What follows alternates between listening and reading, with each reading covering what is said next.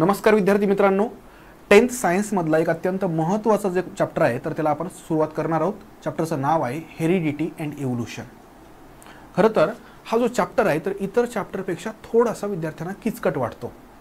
Genetics अंतर्गत जे काही टॉपिक येतात ना, या टॉपिकचं एक महत्त्वाचं वैशिष्ट्य म्हणजे ह्याच्यामध्ये कन्सेप्ट तुलनेनं जास्त असतात आणि कन्सेप्ट जर बेसिक कन्सेप्ट जर विद्यार्थ्यांना समजण्यामध्ये जर काही प्रॉब्लेम असेल तर इतर ज्या काही गोष्टी आहेत त्या कन्सेप्टवर आधारित तर त्या मात्र विद्यार्थ्यांना समजत नाहीत.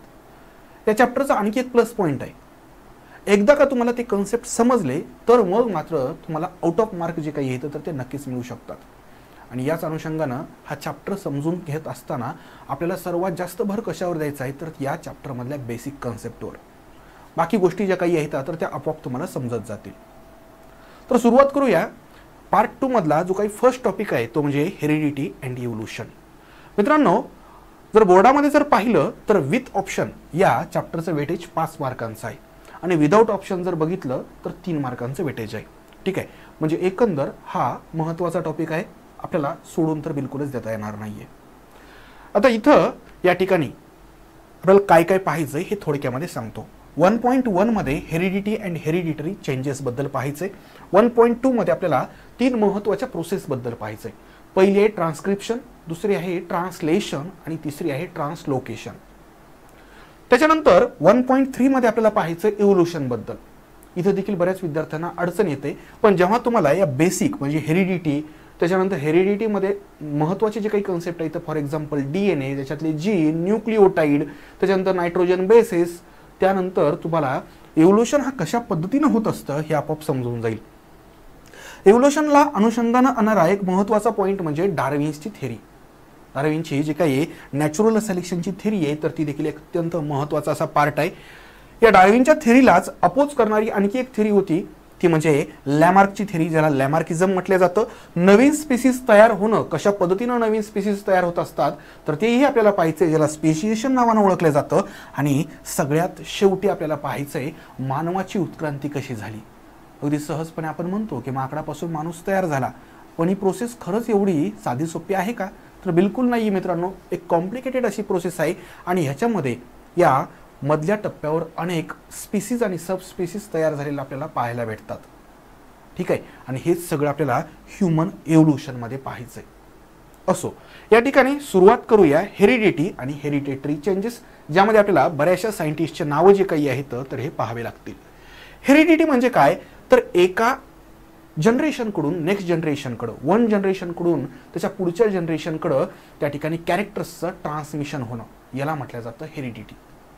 किंवा यालाच अगदी आपण मराठीमध्ये जर म्हटलं तर अनुवंशिकता देखील म्हणतो. आपण पाहतो बघा, आई वडिलांचे बरेचसे गुण जे काही आहेत तर ते मुलांमध्ये दिसतात. त्या मुलांमध्ये जे काही गुण आहेत तर ते त्यांच्या मुलांमध्ये उतरतात.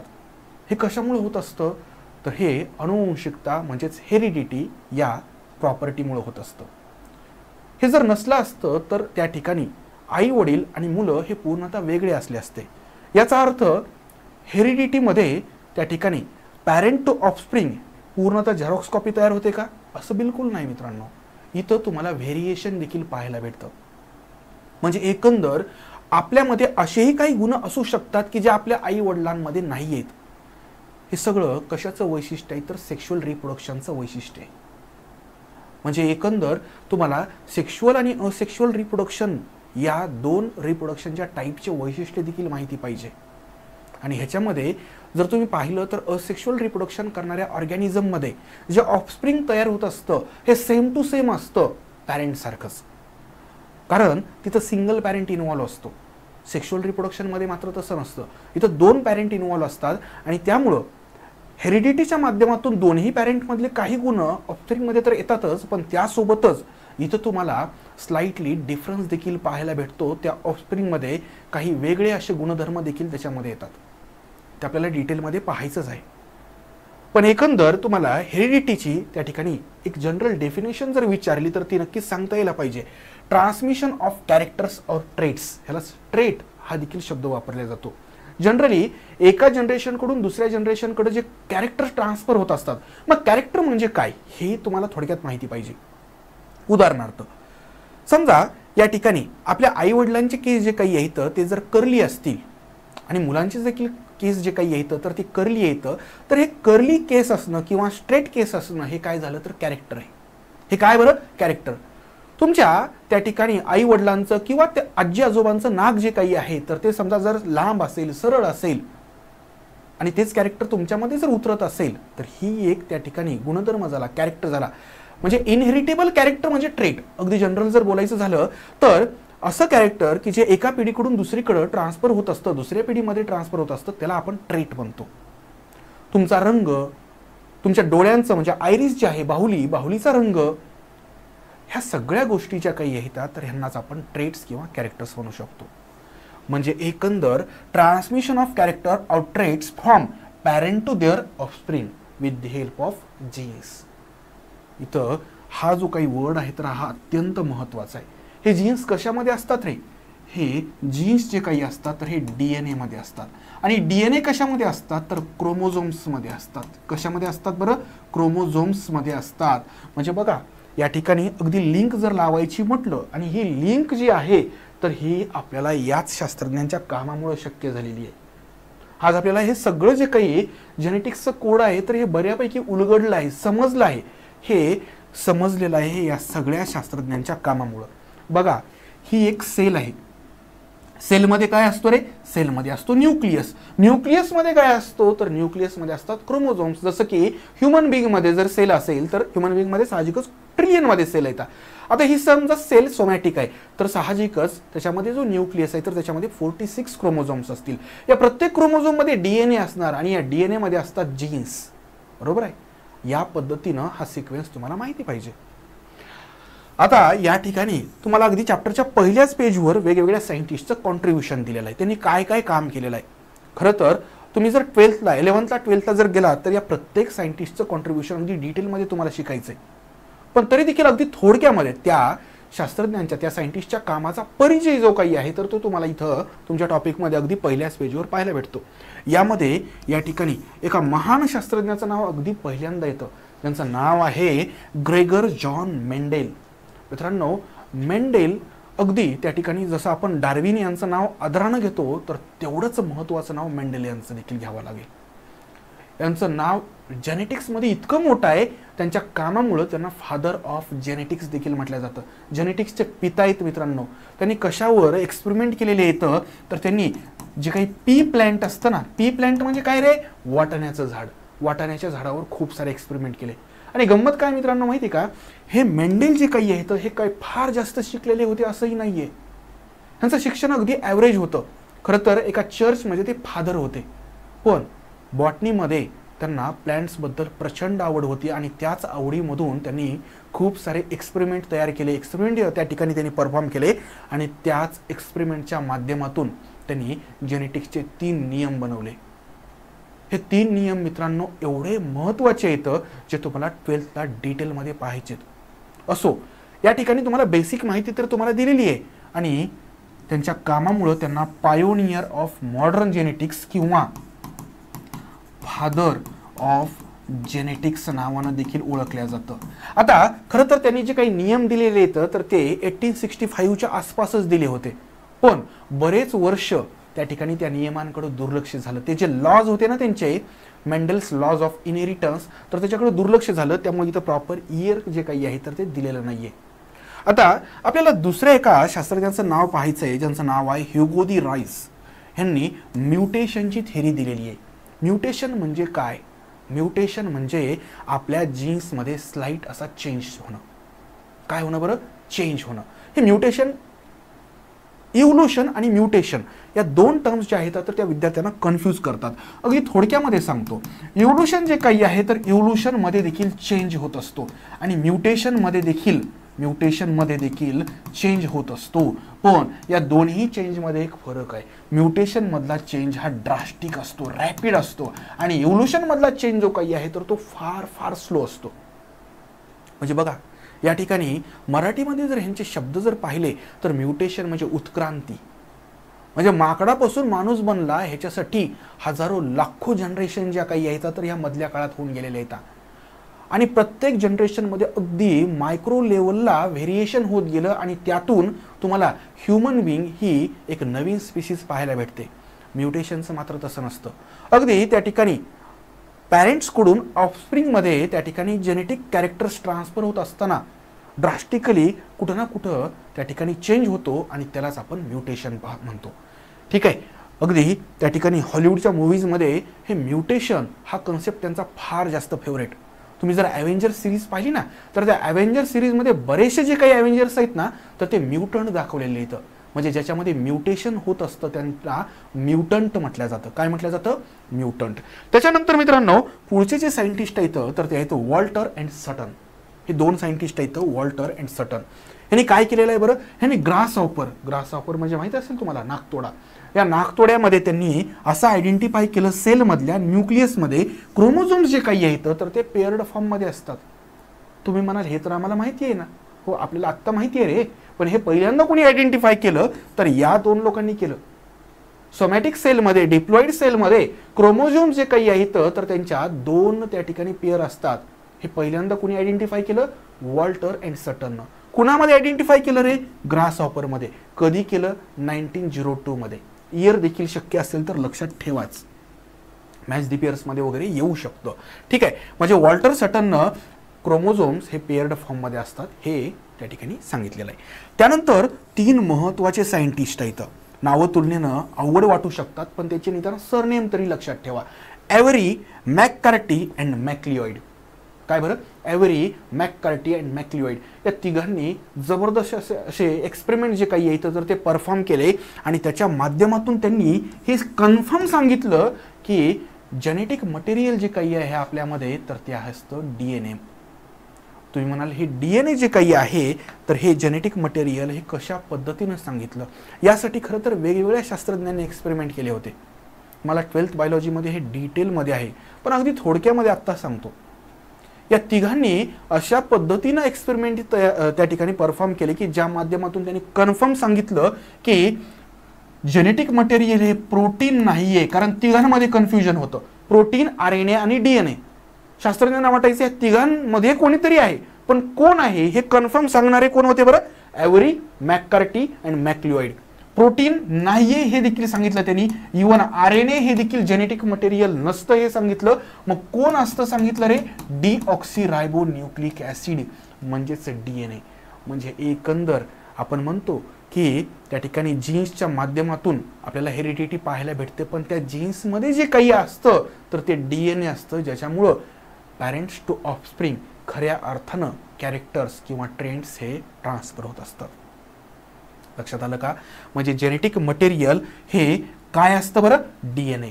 एक्सेप्ट एक मात्र अपवाद आहे आणि तो म्हणजे व्हायरस. खरं तर मित्रांनो गंमत अशी आहे की जेव्हा आपण क्लासिफिकेशन ऑफ ऑर्गॅनिझम पाहतो त्याच्यामध्ये व्हायरस हा लिव्हिंग ऑर्गॅनिझम आणि नॉन लिव्हिंग यांच्या बॉर्डरवर कन्सिडर केलेला आहे. व्हायरस हा लिव्हिंग आणि नॉन लिव्हिंग यांच्या बॉर्डरवर का कन्सिडर केलेला आहे? कारण व्हायरस हा असेल्युलर असतो. सेलच नसते, सिंगल सेल देखील नसते व्हायरसमध्ये. कोण? हा व्हायरस जो आहे तर जेव्हा त्याला होस्ट सेल भेटती ना तेव्हा मात्र या ठिकाणी तो त्याचे खरे गुण दाखवतो.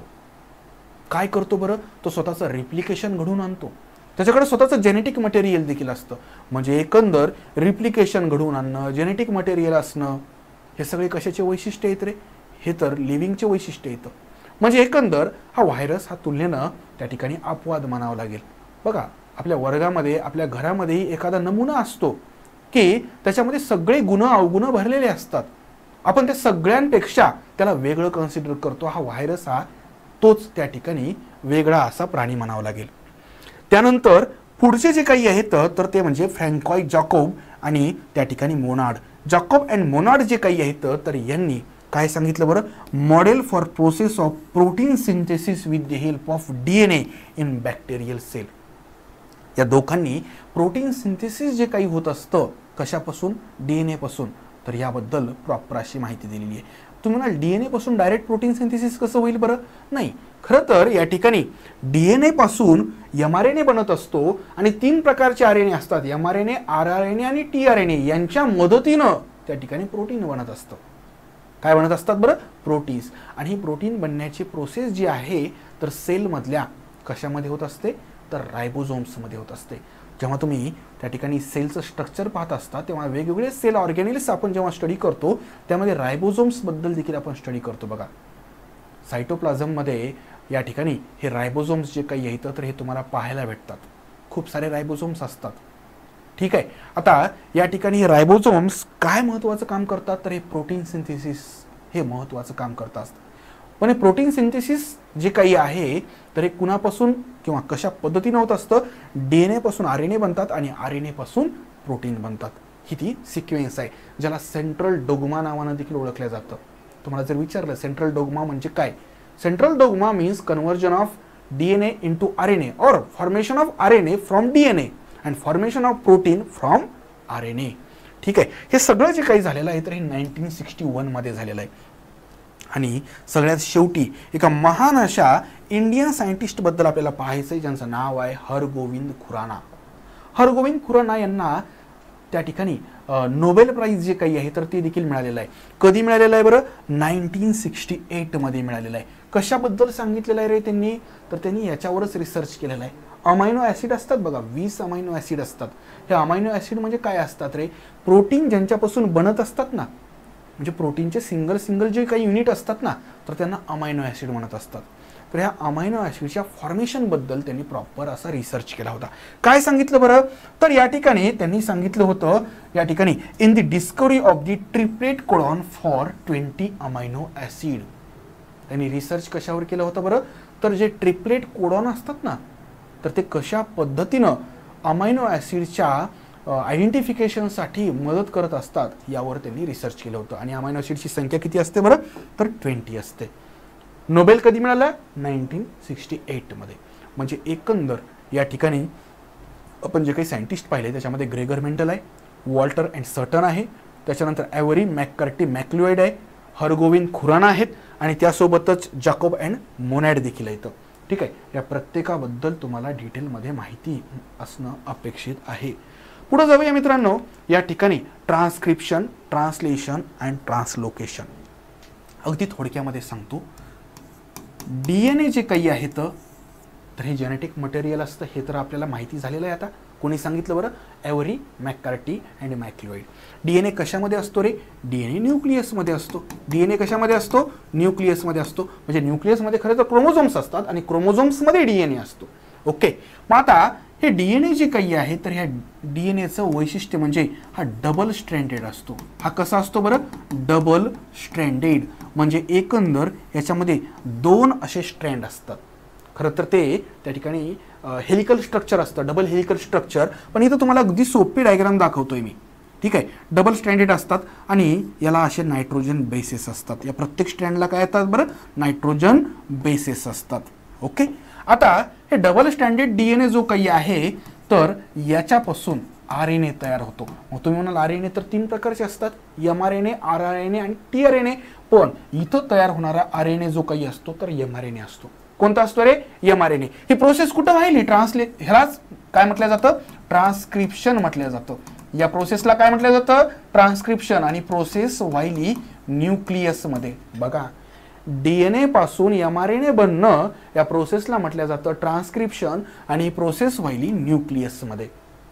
आता mRNA जो काही आहे तर याच्यामध्ये किती स्ट्रँड असतात RNA मध्ये असतो सिंगल स्ट्रँड. म्हणून mRNA मध्ये देखील कसा स्ट्रँड असतोय सिंगल स्ट्रँड असतो. मग आता तुम्ही म्हणाल की जर याच्यापासून हा तयार होत असेल तर हा डबल स्ट्रँडेड आणि हा सिंगल स्ट्रँडेड कसं काय मित्रांनो. इथं या ठिकाणी हे जे काही नायट्रोजन बेसेस असतात ना तर हे तुम्हाला इथं माहिती पाहिजे याच्याबद्दल आपण डिटेलमध्ये पाहणार आहोत. इथं कॉम्प्लिमेंटरी नायट्रोजन बेसेस तयार होत असतात आणि या 2 स्ट्रँडपैकी फक्त एकच स्ट्रँड या ट्रान्सक्रिप्शनमध्ये पार्टिसिपेट होत असतो. म्हणजे एकच स्ट्रँड जो काही आहे तर तो पार्टिसिपेट होत असतो आणि त्याच्यापासून हा सिंगल स्ट्रँडेड mRNA तयार होत असतो. आता हा mRNA न्यूक्लियसमधून बाहेर पडतो. बरोबर आहे. कारण mRNA तयार कुठं झालाय न्यूक्लियसमध्ये तयार झाला. ही सेल आणि त्याच्यामध्ये हा न्यूक्लियस. mRNA न्यूक्लियसमधून बाहेर आला. कुठं आला सायटोप्लाझममध्ये. मग हा mRNA जो काही आहे तर याच्यावर असतात कोडॉन. याच्यावर काय असतात बरं कोडॉन. हे कोडॉन कसे असतात रे ट्रिप्लेट असतात. ट्रिप्लेट म्हणजे 3-3चे त्यांचे बंच असतात. हे ट्रिप्लेट कोडॉन, अमायनो ॲसिड हे कुणी सांगितलं? हे हरगोविंद खुराना यांनी सांगितलं. अगदी मागच्याच स्लाइडवर आपण पाहिलेलं आहे. मित्रांनो, हे mRNA जे काही आहेत याच्यावर कोडॉन असतात. आता या mRNAच्या मदतीला जे काही आहे तर तो tRNA येत असतो आणि हा tRNA जो काही आहे तर याच्यावर अँटीकोडॉन असतात. ह्याच्यावर काय असतात बरं? अँटीकोडॉन. आणि हा tRNA त्याच्या नावाप्रमाणेच ट्रान्सफर करतो. कुणाला रे? तर अमायनो ॲसिडला. आणि हे ट्रान्सफर केल्यानंतर ते अमायनो ॲसिड कुठं पोहोचतात? तर हे रायबोझोम मध्ये पोहोचतात. रायबोझोम कुठं असतात रे? इथं, म्हणजेच सायटोप्लाझम मध्ये, विशेषतः एंडोप्लाझ्मिक रेटिक्युलमवर अटॅच असतात. Rough endoplasmic रेटिक्युलमवर. मग या रायबोझोम मध्ये काय होत असतं बरं?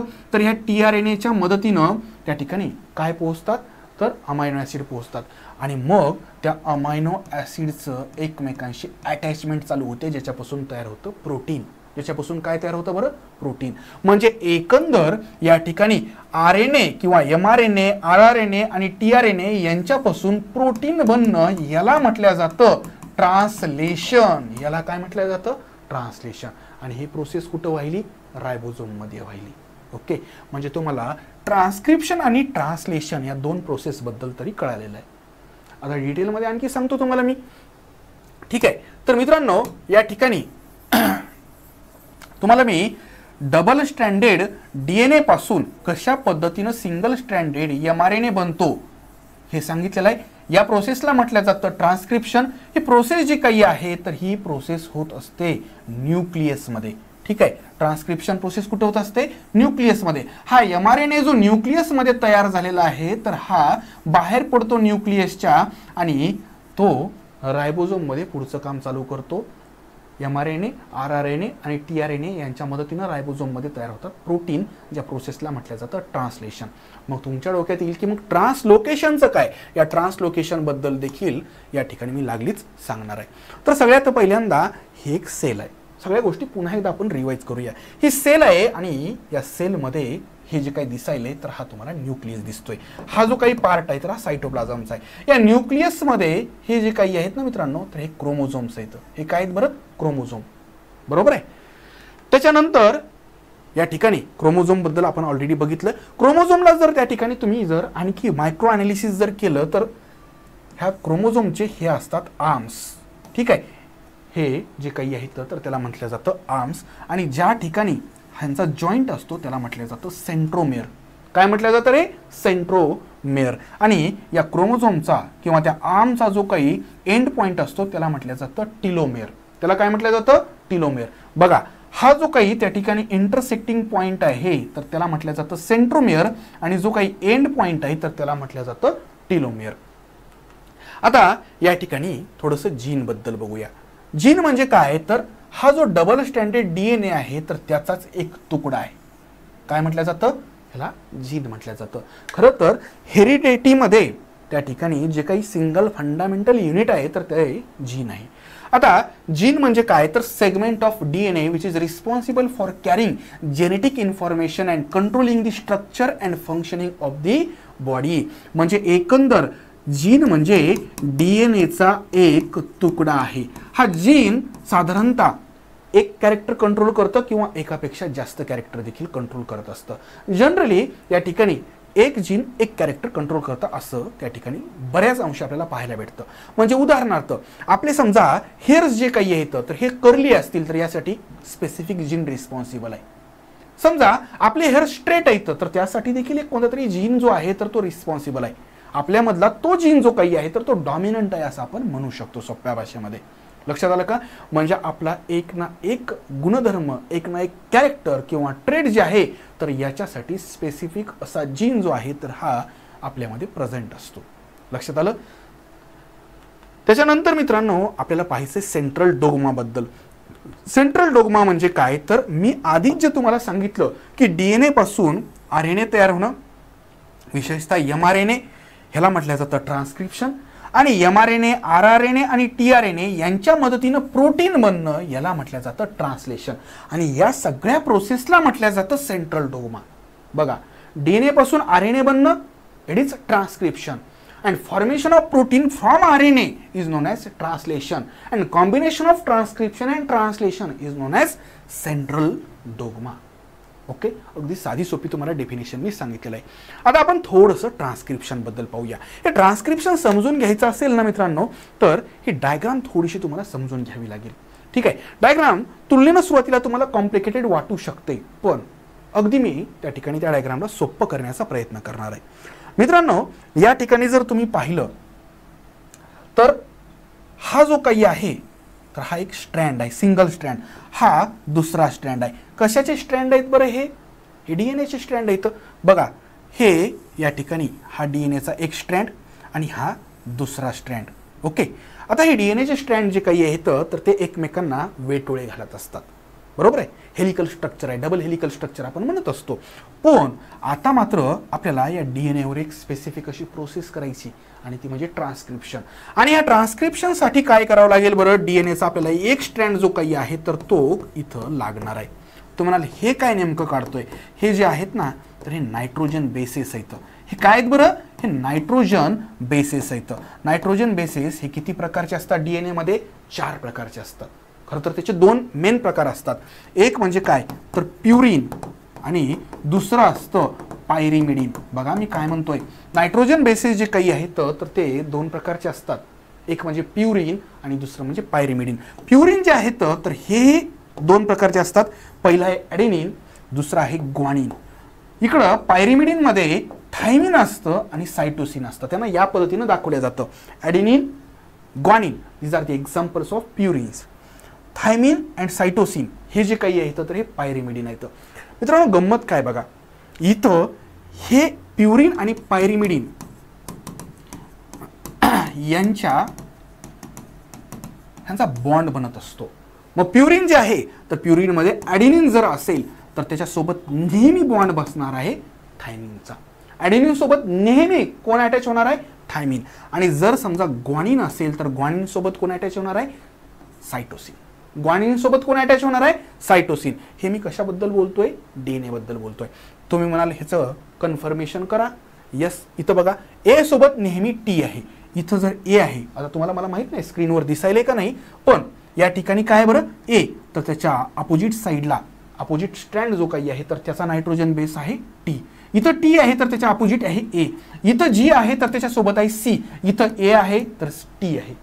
म्हणजे नेहमी तुम्हाला प्युरिन मध्ये जर समजा ॲडेनिन असेल नायट्रोजन बेस तर त्याच्यासोबत बॉन्ड बनलेला असेल कशाचा बरं? तर थायमिनचा. आणि ग्वानिन असेल तर सायटोसिन. सायटोसिन असेल तर ग्वानिन. हे एकमेकांशी त्यांचं चालत राहतं. आता या ठिकाणी मित्रांनो हे 2 स्ट्रँड जे काही आहेत तर त्याच्यापैकी एकच स्ट्रँड जो आहे तर तो पार्टिसिपेट होत असतो. कशामध्ये? फॉर्मेशन ऑफ mRNA मध्ये. Process of formation of mRNA from DNA is non as transcription. कुठं व्हायली ही प्रोसेस? ही प्रोसेस व्हायली न्यूक्लियस मध्ये. मग या 2 स्ट्रँड पैकी हा जो डार्क मध्ये जो स्ट्रँड आहे ना, डार्क ब्लॅक कलरचा, तर त्याला आपण या ठिकाणी टेम्पलेट स्ट्रँड म्हणूया. काय म्हणूया? Template strand. हा स्ट्रँड खऱ्या अर्थानं आरएनए mRNA जो आहे तर तो तयार करणार आहे.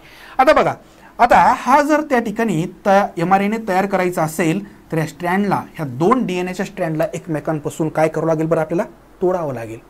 त्यांचे जे काही, म्हणजे इथं बघा हे जे काही प्युरिन पायरिमिडिन एकमेकांशी अटॅच झालेत ना, हे प्युरिन पायरिमिडिन तुम्हाला कट करावे लागतील. बरोबर आहे? म्हणजे एकंदर या ठिकाणी हे 2 स्ट्रँड कसे झालेत रे? हे वेगळे झाले. आणि मग या डीएनएचा जो टेम्पलेट स्ट्रँड इथं म्हणतोय ना, त्या टेम्पलेट स्ट्रँडशी अपोजिट जे काही कॉम्प्लिमेंटरी स्ट्रँड तयार व्हायलाय तोच म्हणजे या ठिकाणी नवीन आरएनए. तोच म्हणजे आरएनए. आता तुम्ही म्हणाल की हा आरएनए तयार झाला, मग काही नाही. हे जे काही ओरिजिनल टेम्पलेट स्ट्रँड होता आणि त्याचा जो अपोजिट स्ट्रँड होता तो डीएनएचा, ते पुन्हा एकदा पूर्वीप्रमाणेच एकमेकांशी त्या ठिकाणी अटॅच होतात. म्हणजे एकंदर ही जी प्रोसेस आहे ना ट्रान्सक्रिप्शनची, तर ही एवढ्याच भागामध्ये आहे. याच्यामध्ये बरेचसे त्या ठिकाणी जे काही एन्झाईम्स आहेत तर ते देखील पार्टिसिपेट होत असतात. लाईक डीएनए हेलिकेज किंवा आरएनए पॉलिमरेज या पद्धतीचे वेगवेगळे एन्झाईम्स त्या ठिकाणी पार्टिसिपेट होत असतात. पण थोडक्यामध्ये सांगतो, डीएनएचे 2 स्ट्रँड जे असतात त्याच्यापैकी एकच स्ट्रँड mRNA तयार करण्यासाठी काम करत असतो आणि त्या स्ट्रँडला म्हटलं जातं टेम्पलेट स्ट्रँड. ओके. त्याच्यानंतर या ठिकाणी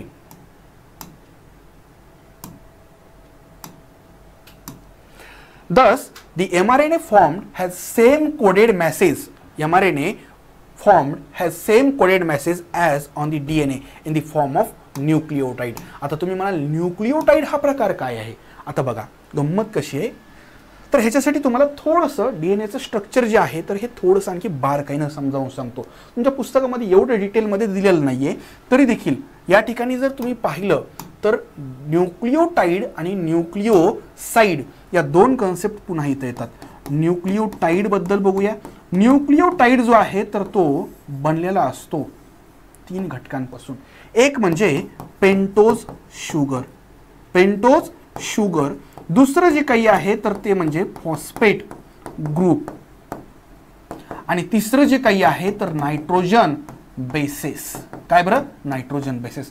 तुम्ही म्हणाल नायट्रोजन बेसेस बद्दल तर चर्चा आपण ऑलरेडी केलेली आहे. यस, नायट्रोजन बेसेस बद्दल चर्चा आपण ऑलरेडी केलेली आहे. नायट्रोजन बेसेस 2 प्रकारचे असतात, प्युरिन, पायरिमिडिन. प्युरिन 2 त्याचे एक्झाम्पल 2 आहेत, ॲडेनिन आणि ग्वानिन. आणि पायरिमिडिनचे एक्झाम्पल 2 आहेत, थायमिन आणि सायटोसिन. ओके. म्हणजे एकंदर या तिघांना मिळून जे काही नाव दिलेलं आहे ना तर ते नाव आहे न्यूक्लिओटाइड. ओके. तर इथं या ठिकाणी हे न्यूक्लिओटाइड डीएनए मध्ये महत्त्वाचे ठरत असतात.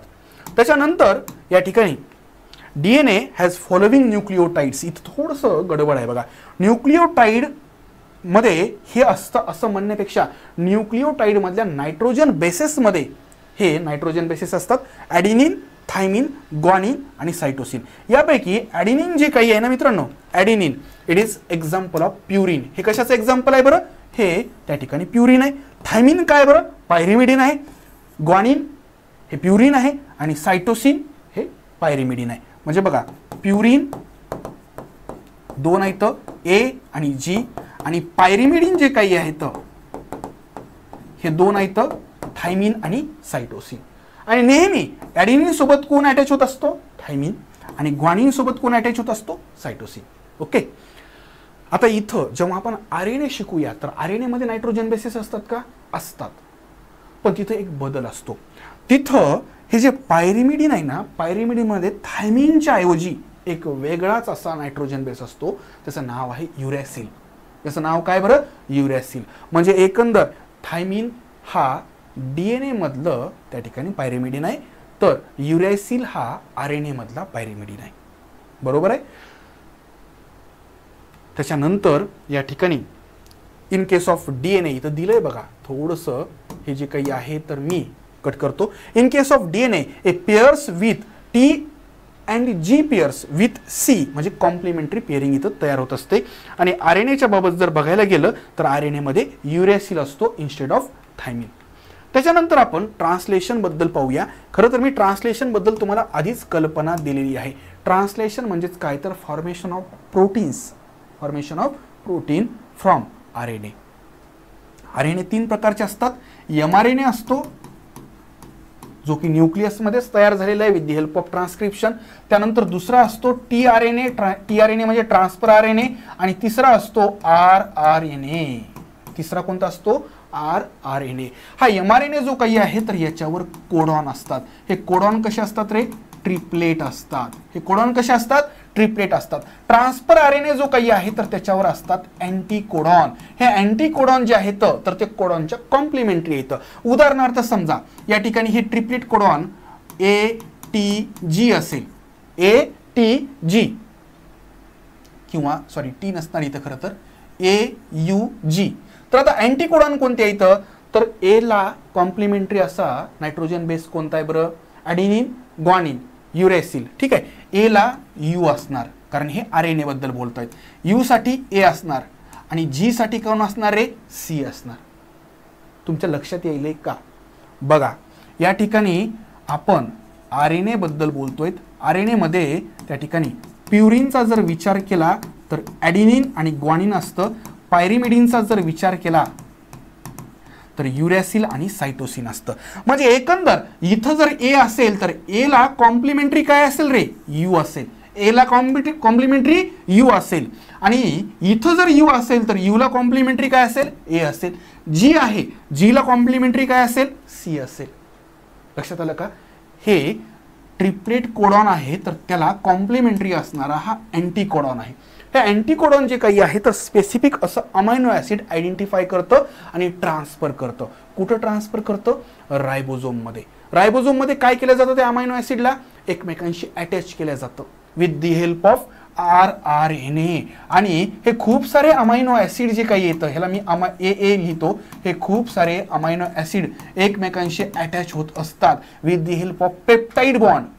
दोन अमायनो ॲसिडमध्ये जो बॉन्ड असतो त्याला पेप्टाइड बॉन्ड म्हटलं जातं आणि त्याची एक चेन बनते. हजारो अमायनो ॲसिड एकमेकांशी अटॅच होतात आणि त्याची एक चेन बनते आणि त्यालाच म्हटलं जातं प्रोटीन. त्यालाच काय म्हटलं जातं प्रोटीन म्हटलं जातं. हे सगळं कुठं व्हायलं रे रायबोझोममध्ये. बघा आता ही डायग्राम जी आहे तर ती तुम्हाला समजेल. अगदी त्या ठिकाणी पहिल्यांदा काय व्हायलंय बघा. ही सेंट्रल डोग्माची डायग्राम आहे. सेंट्रल डोग्मा म्हणजे ट्रान्सक्रिप्शन प्लस ट्रान्सलेशन. या ठिकाणी हा mRNA तयार झालेला आहे. mRNA तयार झालेला आहे. या mRNA वर काय रे mRNA वर आहे कोडॉन. इथं कोडॉन तुम्हाला दिसतोय बघा AUG हा ट्रिपलेट कोडॉन. पुढं UUC हा दुसरा पुढचा कोडॉन ट्रिपलेट कोडॉन. AAA हा तिसरा कोडॉन. या कोडॉनला कॉम्प्लिमेंटरी असे अँटी कोडॉन जे आहेत तर ते तयार व्हायलेत.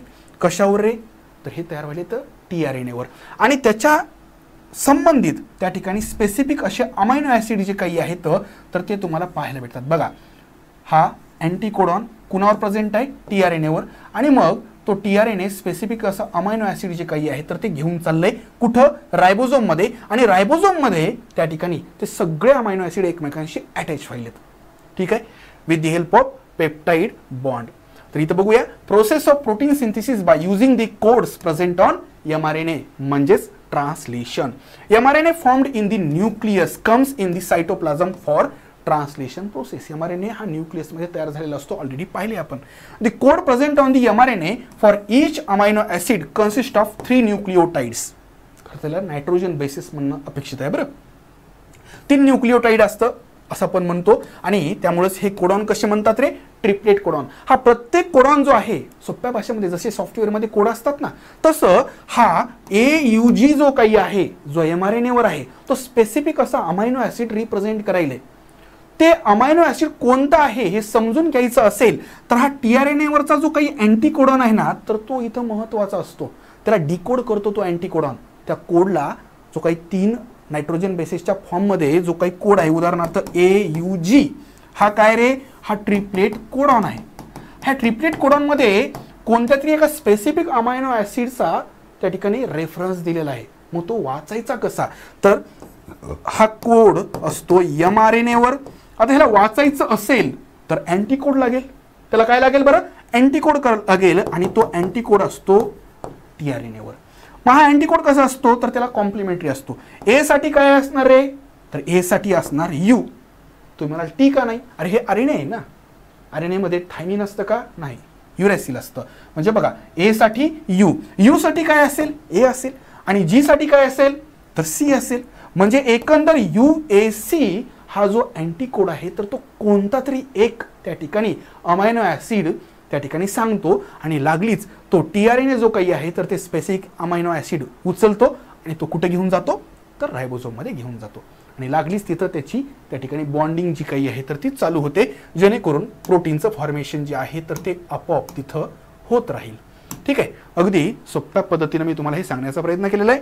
tRNA वर अँटी कोडॉन असतात हे तुम्हाला सांगितलं which is a nucleotide sequence complementary to the sequence of codon.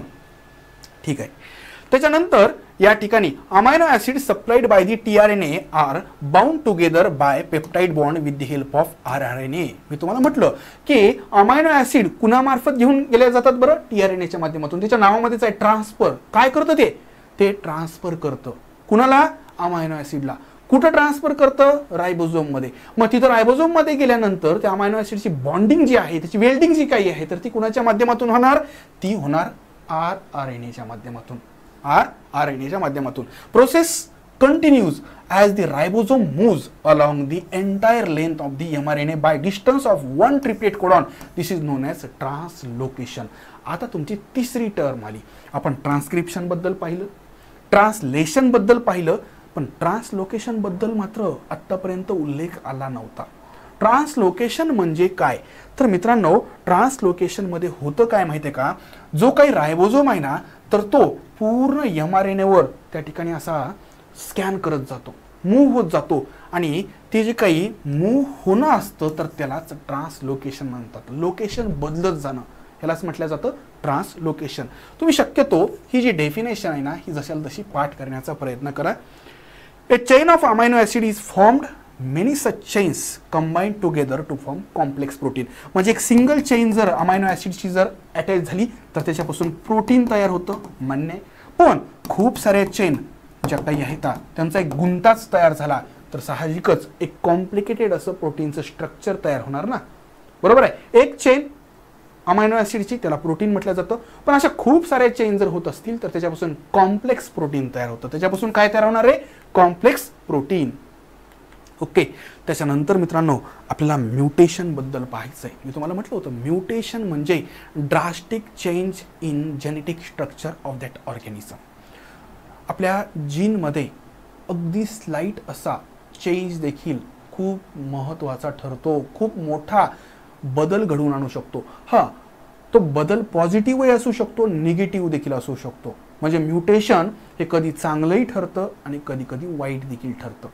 बऱ्याच वेळेस ते जास्त वाईटच आपल्याला पाहायला भेटतं. ठीक आहे. तर म्युटेशन म्हणजे काय? Mutations are sudden heritable changes occurring in the genes. Mutation म्हणजे काय? त्यांचं सगळ्यात महत्त्वाचं वैशिष्ट्य हा बदल सडन असतो, एकाच जनरेशनमध्ये तुम्हाला पाहायला भेटतो. ठीक आहे. दुसरं म्हणजे एका जनरेशनकडून दुसऱ्या जनरेशनकडे ते ट्रान्सफर होतं का? तर यस, ट्रान्सफर होतं. आता तुम्हाला अगदी त्या ठिकाणी उदाहरण द्यायचं म्हटलं तर एखाद्याच्या घरामध्ये बघा 6वं बोट असणारे काही व्यक्ती असतात. ठीक आहे. 6वं बोट म्हणजे हाताला 5च्या ऐवजी 6 बोटं, किंवा काहीतरी असं एखादा त्या ठिकाणी स्पेसिफिक असं एक वेगळंच वैशिष्ट्य त्यांच्या बॉडीमध्ये पाहायला भेटतं. हेच म्युटेशन म्हणता येईल, हेच म्युटेशन म्हणता येईल. आता त्या कुटुंबामध्ये नेक्स्ट जनरेशनमध्ये देखील तुम्हाला कधी कधी ते वैशिष्ट्य पाहायला भेटतात. म्हणजे एकंदर म्युटेशन हे कसं आहे रे, हे ट्रान्सफर व्हायला आहे जनरेशन टू जनरेशन. आता हे म्युटेशन जर समजा फेवरेबल असेल तर ते पुढं ट्रान्सफर होत राहणार, आणि जर समजा ते म्युटेशन हार्मफुल असेल तर मग मात्र ती फॅमिली असो किंवा तो स्पीसीजमधला तो जो काही पर्टिक्युलर पॉप्युलेशन आहे तर ते टिकणार नाही. ठीक आहे. म्हणजे फेवरेबल म्युटेशन टिकणार, आणि जर ते हार्मफुल असतील तर मग मात्र ते सर्वाइव्ह होऊ शकणार नाहीत. Mutations can be useful as well as harmful. चांगली असू शकतात. आपण हे जे काही मूवीजमध्ये पाहतो ना, म्युटंट्स ज्यांच्यामध्ये म्युटेशन झालेलं आहे, तर ह्यांच्यामध्ये शक्यतो म्युटेशन हे पॉझिटिव्ह दाखवलेलं येतं, म्हणजे युजफुल दाखवलेलं येतं. म्हणजे काहीतरी सुपर पॉवर, कुणी कोणत्या मेटललाच त्या ठिकाणी अट्रॅक्ट करू शकतंय, तर कुणामध्ये त्या ठिकाणी अगदी हत्तीसारखी ताकद येते, तर कुणी त्या ठिकाणी अगदी दुसऱ्याच्या मनामधलं काहीतरी रीड करू शकतं. हे ॲव्हेंजर सिरीजमध्ये खूप सारे म्युटंट दाखवलेले आहेत बघा, ज्यांना हे वेगवेगळ्या सुपर पॉवर्स आहेत. म्हणजे ते युजफुल म्युटेशन आहेत, पण कधी कधी हार्मफुल म्युटेशन देखील आपल्याला पाहायला भेटू शकतात. आता या पद्धतीचे या ठिकाणी जे काही चेंजेस आहेत, म्युटेशन आहेत, ह्याच्यामुळे कधी कधी काही जेनेटिक आजार देखील होत असतात. म्हणजेच हार्मफुल म्युटेशन जे आहेत तर ते काय कॉज करतात बरं? Genetic disorder. ह्याचंच एक महत्त्वाचं एक्झाम्पल म्हणजे sickle cell anaemia. Sickle cell ॲनिमियामध्ये तुमचे जे काही RBC असतात, ज्या जनरली बायकॉन्केव्ह असतात ना, त्यांचा आकार असा विळ्यासारखा होतोय. हे असला विळ्यासारखा, विळा माहिती आहे ना तुम्हाला? ठीक आहे. तर विळ्यासारखा हा जो आकार आहे तर तो RBCचा होतो, आणि त्यामुळं ऑक्सिजनचं ट्रान्सपोर्टेशन ब्लडच्या माध्यमातून व्यवस्थित होत नाही, आणि हा जो डिसऑर्डर आहे हा जेनेटिक आहे. तो त्या ठिकाणी नेक्स्ट जनरेशनमध्ये, ज्याच्यामध्ये सिकल सेल ॲनिमिया आहे, तर त्याचे जे काही नेक्स्ट जनरेशन असतील, ऑफस्प्रिंग असतील, त्याच्यामध्ये देखील हा त्या ठिकाणी जेनेटिक डिसऑर्डर तुम्हाला पाहायला भेटतो. सध्या इलाज आहे का? सध्या इलाज नाही आहे. स्पेसिफिक काही कम्युनिटीमध्येच तुम्हाला हा सिकल सेल ॲनिमियाचा प्रॉब्लेम पाहायला भेटतो. इतरही काही जेनेटिक डिसऑर्डर्स आहेत, ते तुम्हाला डिटेलमध्ये एवढे नाही आहेत. तुम्हाला जर विचारलं जेनेटिक डिसऑर्डरचं एक्झाम्पल सांगा तर ते असेल सिकल सेल ॲनिमिया. मित्रांनो या ठिकाणी बघा, identify the cellular process depicted in the given diagram. ही कोणती प्रोसेस आहे? आत्तापर्यंत आपण जे काही पाहिलं त्याला आपल्याला त्या ठिकाणी आता थोडंसं किती समजलं हे चेक करायचं आहे. तर ही प्रोसेस काय रे, इथं तुम्हाला DNA दिसतोय आणि ह्या DNA पासून RNA जो आहे तर तो बनताना दिसतोय, DNA पासून RNA बनताना दिसतोय. ही प्रोसेस आहे ट्रान्सक्रिप्शनची, कारण ह्याच्यामध्ये DNAचा सिंगल स्ट्रँड टेम्पलेट स्ट्रँड जो काही आहे तर तो त्या ठिकाणी mRNAचं फॉर्मेशन करायला आहे. ही प्रोसेस ट्रान्सक्रिप्शन आहे जी घडते न्यूक्लियसच्या आत. Name the genetic disorder that is caused by the mutation. कोणता जेनेटिक डिसऑर्डर आपण पाहिला? Sickle cell anaemia. ठीक आहे. त्याच्यानंतर तुम्हाला बोर्डाला काही इतर क्वेश्चन या टॉपिकवरचे विचारले तर ते देखील आपल्याला पाहायचे. तर फॉर एक्झाम्पल मार्च 2020 मध्ये 1 मार्काला एक क्वेश्चन विचारला होता या टॉपिकमधला, transfer of information from molecule of DNA to mRNA. बघा, DNA पासून mRNA मध्ये किंवा DNA टू mRNA ही जी काही प्रोसेस असते तर त्याला काय म्हटलं जातं? त्यालाच ट्रान्सक्रिप्शन म्हटलं जातं. त्यालाच काय म्हटलं जातं? ट्रान्सक्रिप्शन म्हटलं जातं. Next question, genetic disorder like sickle cell anaemia may be cause due to. कशामुळे आपल्याला सिकल सेल ॲनिमिया झालेला पाहायला भेटतो रे? It is due to mutation. हे कशामुळे होतं? म्युटेशनमुळे होत असतं. What do you mean by the central dogma? Central dogma म्हणजे काय? तर सेंट्रल डोग्मा म्हणजे ट्रान्सक्रिप्शन प्लस ट्रान्सलेशन, म्हणजे DNA पासून RNA तयार होणं आणि RNA पासून प्रोटीन्स तयार होणं. Central dogma is the process of synthesis of protein by the DNA through RNA. अगदी साधी सोपी डेफिनेशन आहे मित्रांनो. त्याच्यानंतर व्हॉट इज ट्रान्सक्रिप्शन हा देखील क्वेश्चन 1 मार्कासाठी आला होता 2019ला.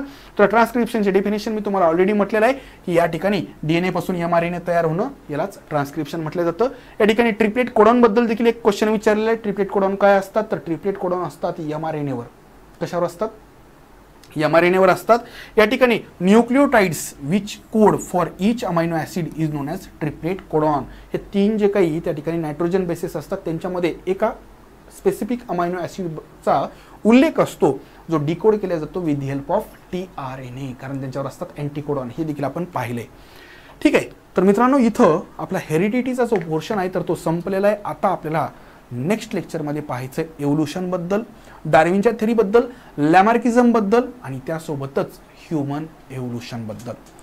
तर साधारणतः पुढच्या किंवा त्याच्या आणखी एका लेक्चरच्या माध्यमातून हा पूर्ण टॉपिक जो काही आहे तर तो आपण संपवणार आहोत.